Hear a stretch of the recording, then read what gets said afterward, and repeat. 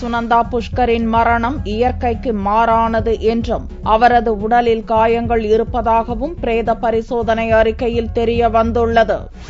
மத்திய மனிதவளத்துறை இணை அமைச்சர் சசி தரூர் 3 ஆண்டுகளுக்கு முன் 52 வயது தொழிலதிபர் சுனந்தாவை மணந்தார். இருவருக்குமே இது 3வது திருமணம். இந்நிலையில் பாகிஸ்தானின் 45 வயது பெண் நிருபர் மெஹர் தரர் என்பவருக்கும் சசி தரூருக்கும் இடையே தொடர்பிருப்பதாக சுனந்தா சந்தேகித்தார் என்றும் இதனால் மூவருக்கு மத்தியில் பிரச்சினை ஏற்பட்டதாகவும் செய்திகள் வெளியாயின.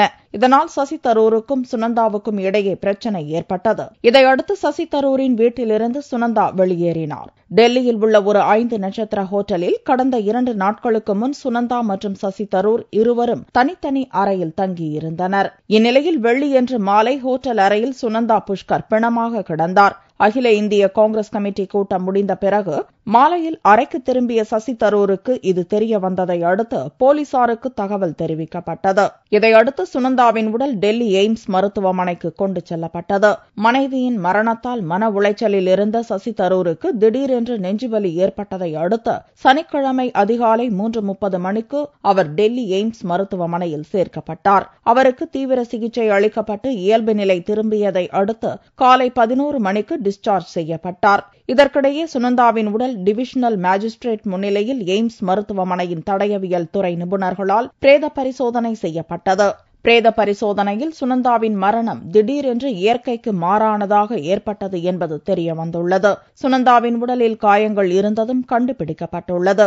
ஆனால் இந்த காயங்களின் உண்மை நிலை குறித்து விளக்கம் அளிக்க டாக்டர்கள் மறுத்துவிட்டனர். சுனந்தா விஷம் அருந்தியதன் காரணமாக மரணமடைந்தாரா என்பது தொடர்பான பரிசோதனை அறிக்கை 2 நாட்களுக்கு பிறகு கிடைக்கும் என்றும் டாக்டர்கள் தெரிவித்தனர்.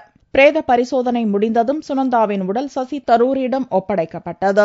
எய்ம்ஸ் மருத்துவமனையில் இருந்து சசி தரூரின் லோதி சாலை இல்லத்துக்கு சுனந்தாவின் உடல் எடுத்து வரப்பட்டது. உறவினர்கள் மற்றும் நண்பர்களின் இறுதி அஞ்சலிக்கு பின்னர் மாலையில் சுனந்தாவின் உடல் தகனம் செய்யப்பட்டது. சுனந்தாவின் மரணம் குறித்து சர்ச்சைக்குரிய பாகிஸ்தான் பெண் நிருபர் மெஹர் தரர் அதிர்ச்சி தெரிவித்துள்ளார். சுனந்தா மரணம் குறித்து சசி தரூரிடம் விரிவான விசாரணை மேற்கொள்ள டெல்லி போலீசார் திட்டமிட்டுள்ளனர். சுனந்தாவுக்கு சிறுகுடலில் புற்றுநோய்க்கான அறிகுறி இருந்ததாகவும் இதற்கு சிகிச்சை பெற்று வந்ததாகவும் கூறப்படுகிறது. இதற்கான மருந்துகளை உட்கொள்ளும் போது அதிக அளவில் சாப்பிட்டதால் மரணம் ஏற்பட்டிருக்கலாம் என்றும் தூக்க மாத்திரை சாப்பிட்டு தற்கொலை செய்து கொண்டிருக்கலாம் என்றும் கருதப்படுகிறது. ஆனால் சுனந்தா தற்கொலை செய்து கொண்டிருக்க மாட்டார் என்றும் அவரது சாவில் மர்மம் இருப்பதாகவும் காஷ்மீர் மாநிலம் ஜம்முவில் வசிக்கும் அவரது உறவினர் சஞ்சய் பந்திட்டா சந்தேகம் தெரிவித்துள்ளார். சுனந்தாவுக்கு ஒற்றை தலைவலி தவிர வேறு எந்த உடல் உபாதையும் இல்லை என்று கூறியுள்ள சஞ்சய் இந்த மர்ம மரணம் குறித்து சிபிஐ விசாரிக்க வேண்டும் என்றும் வலியுறுத்தியுள்ளார்.